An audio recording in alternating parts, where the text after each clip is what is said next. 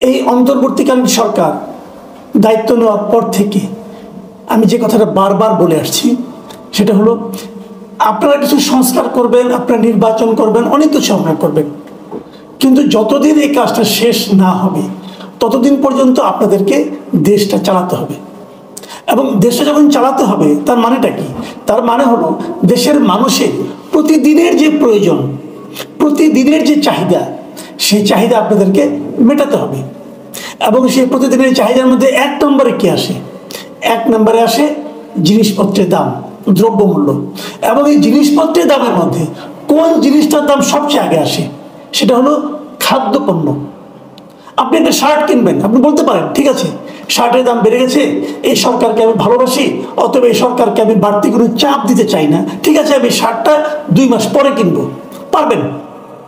আপনার এখন যে শার্টটা কিনতে ইচ্ছা হচ্ছে সেটা আপনি 2 মাস পরে কিনলেও আপনি মারা যাবেন না, আপনি পারবেন। কিন্তু খাদ্যপণ্য, আপনার বাসায় আজকে চাল নেই, আপনি কি বলতে পারবেন চালের দাম বেশি, এই সরকারকে আমি ভালোবাসি, অতএব 2 মাস আমি চাল কিনবো না? বলতে পারবেন? ডিমের দাম বেশি, আপনি বলতে পারবেন 2 মাসে আমি ডিম খাবো না? আপনি বলতে পারবেন আমি 2 মাস সবজি খাবো না? বলতে পারবেন 2 মাস ডাল খাবো না, মাছ খাবো না, মাংস? বলতে পারবেন আপনি? পারবেন না। আপনি কমিয়ে খাবেন, কিন্তু আপনাদের খেতে হবে। তো এই খাদ্যপণ্যের দাম এই সরকার কিছুই করতে পারেনি, নিয়ন্ত্রণ তো দূরে থাক, তার কিছুই করতে পারেনি। মানে সরকারের যে একটা মানে বাজারে গেলে বোঝা যায় না যে এদেশে একটা সরকার এক্সিস্ট করে, বোঝা যায় না। এবং এটা নিয়ে সরকারের কোনো হেলদোল, কোনো চিন্তা, কোনো চেষ্টা, মানে আপনি পারলেন কি পারলেন না সেটা তো অন্য আলাপ। আপনি দাম কমাতে পারলেন কিনা, দাম নিয়ন্ত্রণে রাখতে পারলেন কিনা সেটা তো পরের কথা। তার আগের কথা হলো আপনি কি দাম কমানোর অথবা দাম নিয়ন্ত্রণে রাখার চেষ্টা করলেন? আপনি চেষ্টাও করছেন না, অথচ বড় বড় মুখ করে আপনি একটা সরকার চালাচ্ছেন, বড় বড় ডায়লগ দিচ্ছেন, এর তার সঙ্গে মিটিং করে সাফল্যের কথা বলছেন। ওই সাফল্যটা কোথায়? আজকে আমি একটা পত্রিকায় পড়লাম, একটা পত্রিকা মানে দৈনিক প্রথম আলোতেই পড়লাম, শিরোনাম হলো কাঁচামরিচের কেজি 400 টাকা বেড়েছে সব সবজির দাম। মানে জাস্ট আজ রবিবার তারা বাজারে গিয়েছিল, বাজারে যে দেখেছে যে কাঁচামরিচের দাম প্রতি কেজি 400 টাকা, আর অন্যান্য সব কিছু দাম বেড়েছে। এই যে দাম বাড়ছে, আর ডিমের দাম, প্রতি পিস ডিমের দাম এখন 15 টাকা, প্রতি পিস একটা ডিমের দাম 15 টাকা। তাহলে 12টা ডিমের দাম কত আসে ভাবুন? 12টা ডিমের দাম আসে 180 টাকা। 180 টাকা কখনো ডিমের দাম হয়েছিল? এই কথাটা বলুন আপনারা একবার। ডিমের ডজন 180 টাকা। আমরা যে স্বৈরাচারী শাসনের কথা বলতাম, হাসিনার কথা বলতাম, যখন নাকি আমরা বলতাম যে বাজার নিয়ন্ত্রণ করছে সিন্ডিকেট, আমরা যখন বলতাম বাজারে চাঁদাবাজের মহোৎসব এবং চাঁদাবাজদের কারণে জিনিসপত্রের দাম বেড়ে যাচ্ছে, এসব যখন আমরা প্রতিদিন বলতাম এবং বলে বলে হাসিনা গভর্নমেন্টকে গালাগাল করতাম, হাসিনার বাণিজ্য মন্ত্রীদের পারলে গায়ের চামড়া তুলে দিতাম, সেই সময়েও এই দেশের কেউ এই পর্যন্ত বলতে পারবে না যে ডিম 180 টাকা ডজন কেউ কিনেছে, অথবা ডজনের কথা বাদ দিন 60 টাকা হালি কেউ ডিম কিনেছে, অথবা প্রতি পিস ডিম কেউ 15 টাকা করে কিনেছে, এই দেশের কেউ বলতে পারবে না। কিন্তু আমাদের এই ইউনূস সরকার সেটা আমাদেরকে বলিয়ে দিচ্ছে। কেন কেন পারছেন না? পারছেন না তো দায় স্বীকার করছেন না কেন? মানুষের হেল্প চান, মানুষকে বলেন কি করতে হবে। আপনি পারছেন না, যে মন্ত্রীর দায়িত্ব এটা তাকে সরিয়ে দিন, যিনি বাণিজ্য মন্ত্রণালয়ের দায়িত্বে আছেন ওনাকে সরিয়ে দেবেন। লোক ভালো, কোনো সন্দেহ নাই। আমি ভালো লোকদের কি করবো যদি অকর্মণ্য হয়? অকর্মণ্য ভালো লোকদের কি? একটা কথা, একটা মুখস্থ একটা কথা আমি শুনতেছি, কিছু বললেই বলে 16 বছরের আবর্জনা 16 দিনে কি শেষ হবে, 2 মাসে কি শেষ হবে? ভাই শেষ হওয়ার তো দরকার নাই, বাড়বে কেন? আমাকে বলেন বাড়বে কেন? আমি তো শেষ করতে পারছি না। 180 টাকা করে ডিম তো আমি কখনো কিনিনি, এখন আমি কিনবো কেন? আপনি কি এমন করছেন দাম বেড়ে যাবে? সিন্ডিকেট কি এখন আছে? আওয়ামী লীগের সিন্ডিকেট ছিল, আওয়ামী লীগের সরকারের সুবিধাভোগী বলতাম আমরা। তারা কি এখনো সক্রিয়? তাহলে তারা কি এই সরকারের কাছ থেকে সুবিধা পাচ্ছে, অথবা তারা কি এই সরকারকে কিছু দেওয়ার বিনিময়ে সুবিধা পাচ্ছে? চাঁদাবাজি কারণ বাজারে এখনো আছে। কেন আছে? তাহলে তারা এই সরকারও কি চাঁদাবাজারের মধ্যে নেমে গেছে? তাহলে কি যেই লাউ সেই কদু?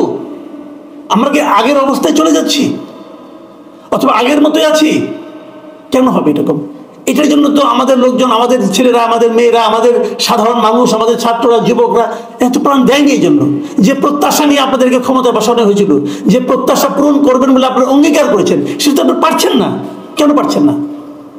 কেন পারছেন না? কারণ অযোগ্য লোকদেরকে আপনারা উপদেষ্টা নিয়োগ করেছেন, একদম অযোগ্য লোকদের নিয়োগ করেছেন।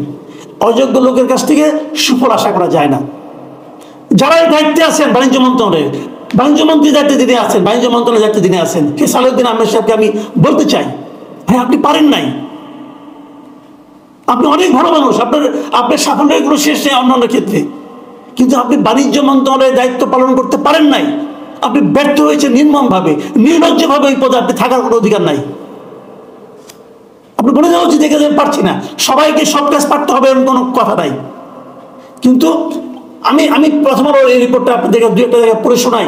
দেখেন, প্রত্যেকটা সবজিতে কেজিতে 20 থেকে 60 টাকা বেড়েছে, মানে বেড়েছেই 60 টাকা। তার মানে ভাবেন কত বেড়েছে। একটা সবজি, কি এমন সবজি আছে যার দাম 60 টাকা বাড়তে পারে? সিম্পল, আপনি ভাবেন, মানে এটা কিভাবে সম্ভব আমি কিছু বুঝতে পারি না। বরবটি এক সপ্তাহ আগে দাম ছিল 80 টাকা থেকে 120 টাকা, সেটা এখন বিক্রি হচ্ছে 140 থেকে 150 টাকা কেজি। ভাবতে পারেন। বেগুনের দাম 60 টাকা ছিল আগে, সেটা বেড়ে এখন 160 থেকে 180 টাকা হয়েছে। এটা যে 100 টাকা বেড়েছে। একই রকম প্রত্যেকটা জিনিসের দাম বেড়েছে। মুরগির দাম বেড়েছে, মুরগির ডিমের দাম বেড়েছে, প্রত্যেকটা জিনিসের দাম বেড়েছে। এবং পাশাপাশি সয়াবিন তেলের দাম বেড়েছে। এই যে বললাম আজকের পত্রিকায় যে এক মাসে সয়াবিনের দাম বেড়েছে 10 টাকা, মানে আগে যা ছিল তার চেয়ে 10 টাকা থেকে 15 টাকা বেড়ে গেছে। এবং এখানেও সেই সিন্ডিকেটের কথা বলা হয়েছে। সিটি গ্রুপ, মেঘনা গ্রুপ, এস আলম, টিকে, শবনম, বসুন্ধরা, বাটারফ্লাই, এই গ্রুপগুলি মূলত কিন্তু এই তেলের বাজারটা নিয়ন্ত্রণ করে। বেড়ে গেছে, কেন কমাতে পারেননি? আমি ডক্টর ইউনূসের সরকারকে বলবো, ভাই আপনি যত কিছুই করেন সব কিছু ম্লান হয়ে যাবে যদি আপনি দ্রব্যমূল্যকে নিয়ন্ত্রণ করতে পারেন না পারেন। যদি আপনি বিশেষ করে খাদ্যপণ্যের মূল্য যদি আপনি নিয়ন্ত্রণে রাখতে না পারেন, এবং এইটা পারাটা কঠিন কোনো কাজ না। এটা নিয়ে ভাবুন। আপনি মোটামুটি একজন চিন্তাবিদ মানুষ, আপনি অনেক কিছু গবেষণা করে বের করতে পারেন। এটা নিয়ে গবেষণা করুন, এটা নিয়ে গবেষণা করুন। যখন আপনি কেবলমাত্র ডক্টর ইউনূস ছিলেন তখন আপনি 3-0 নিয়ে চিন্তা করতেন, কোনো সমস্যা ছিল না। কার্বন এমিশন 0 করার নিয়ে চিন্তা করতেন, সেটা নিয়েও কোনো আপত্তি ছিল না। কিন্তু আপনি যদি মানুষকে বলেন, এই দেশের মানুষকে বলেন যে আমি এখন প্রধান উপদেষ্টা হয়েছি, আমি এখন ওই খাদ্যপণ্যের দাম নিয়ে ভাবছি না, আমি এখন 3-0 নিয়ে ভাবছি, মানুষ আপনাকে আগের মতো অবস্থা দেখবে না রে ভাই। পেট ভরা থাকলে ওই 3-0 গল্প ভালো লাগে। আমি আশা করব এই অন্তর্বর্তীকালীন সরকার যেন এই বিষয়গুলো খেয়াল করেন। প্রিয় দর্শক, এখন এই পর্যন্তই। আল্লাহ হাফেজ।